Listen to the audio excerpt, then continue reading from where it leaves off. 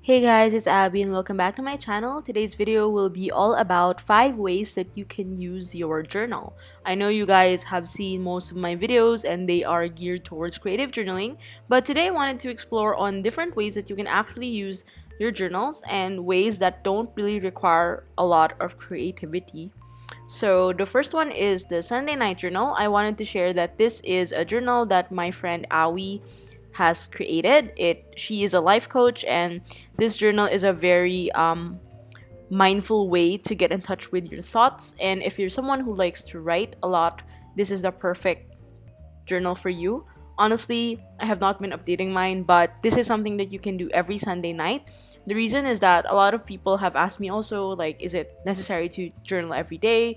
But some people just can't get into the habit immediately, and I don't also recommend it if it feels forced. So this journal is something that you can do every Sunday night. It's a good ritual. It's a good way to unwind and think about what is happening for the next coming weeks and for the week that is about to come. It's also a good way to reflect on what has happened, your thoughts, and on the left page you will see that there are specific questions every week. So this question is, who and what do I need to get supported on this path to living my best life?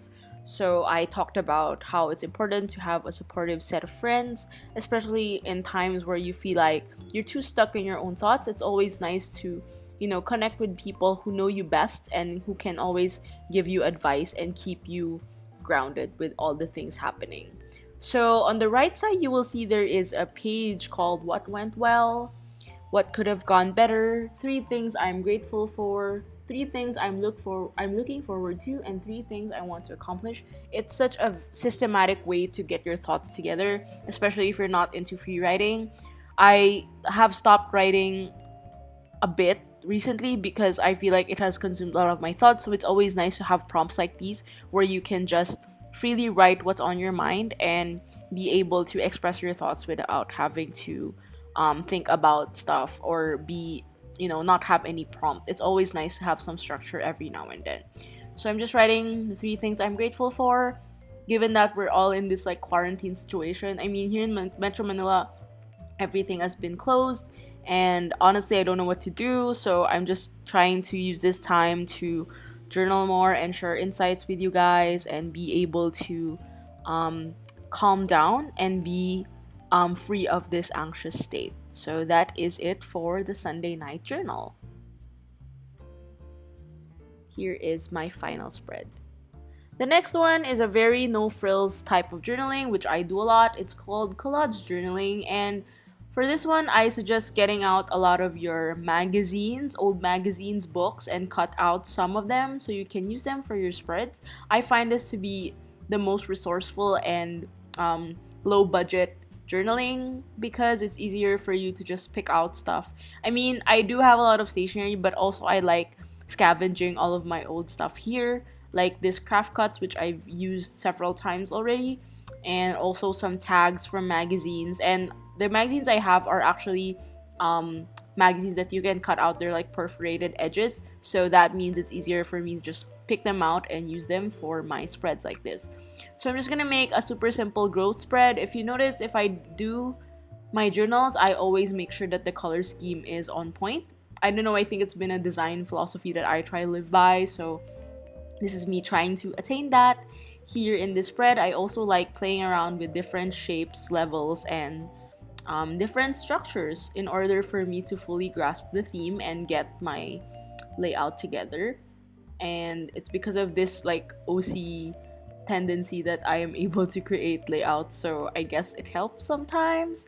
But I like the whole idea of coming out with different elements to sort of build a piece. And one thing I like about journaling with collage, using collage technique, is nothing ever comes out the same, or I don't really have a set plan, so it's always nice to see how things surprise you with the resources that you have. So I'm just using up a lot of my old stickers and tapes. Most of these I got from my journaling on a budget videos. I know you guys are asking me like, where the hell do I use them? So I still use them, and some of them I also give away, and also some of them I resell, so nothing gets wasted. So I'm just writing a quick quote on how growth takes time, and writing a quick blurb here at the bottom just to round out the whole layout. I can never just have a collage. It always has to have text. So this is the final page. Next up is a very simple way to get into journaling, especially if you're not very much of someone who wants to use a lot of stationery. I'm just using one of these ones from my old mock-up sticker sheets and my washi tape. So I am using this digi stamp set as well to put bullets, and of course I'm going to use this dotted sticker set to sort of add some dimension and depth to my layouts. But this is just going to be a very simple list page, a to-do list page.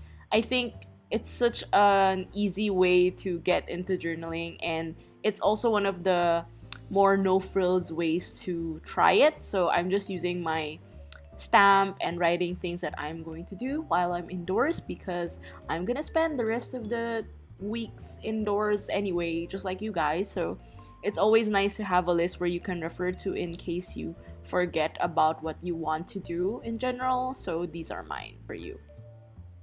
Next up, if you want to tap into your creative side and do some painting, I suggest keeping a journal like this. I am using a journal that can withstand water, so this is around 200 GSM. I think this is Caddy Papers, and I am using my portable Schminke paints to create this page. I realized I haven't really painted that much recently. These are some of my old paintings and illustrations from my previous trips, and now that I'm not traveling as much, it's nice to pick it out and, you know, start painting on it again. And yeah, I think I haven't finished this, but most of them are just from travels, and I like the texture of this paper.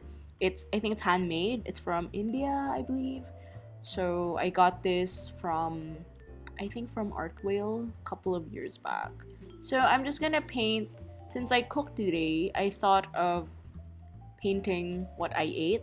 Just a disclaimer, I'm really bad at painting food, so I don't know what I'm trying to do here, but I'm trying my best, and I'm keeping myself entertained with the process of me trying to draw my lunch today, which was sort of a mashup of a Filipino dish, which is pancit canton, and ramyeon, which is Korean. So I made my own concoction with all the remaining ingredients I have here, since I don't really want to go out at this time.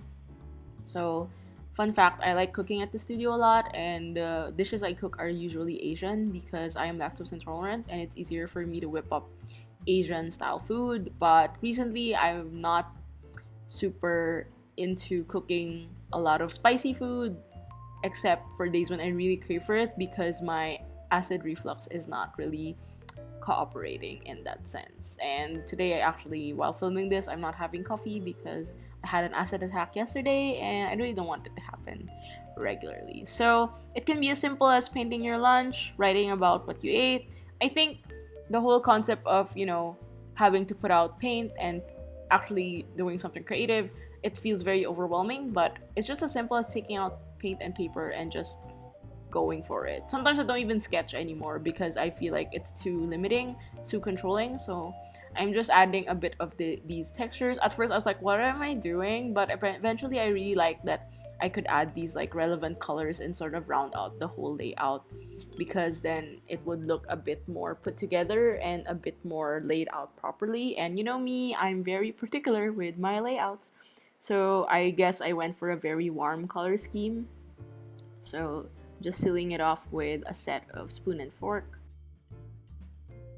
Lastly, this is going to be a no frills lettering piece. If you're the type who wants to get into lettering and wants to practice, I highly recommend getting a brush pen and journaling about quotes or statements, or even just like a word, because I think it also helps you exercise drawing every day, doing lettering every day. I remember when I started lettering, I was always keen on lettering on my journals more than just lettering on paper, because then I could have something that I could look back on and I could always, you know, practice. I kept it as a way for me to track my progress as well, and it's also very important for you to see how you progress in the next few days that you do this, and not just days but weeks, months, and years. I still have some of my journals which were from 5 years ago, and I can definitely sense an improvement. So I'm just adding a bit more dimension to this layout.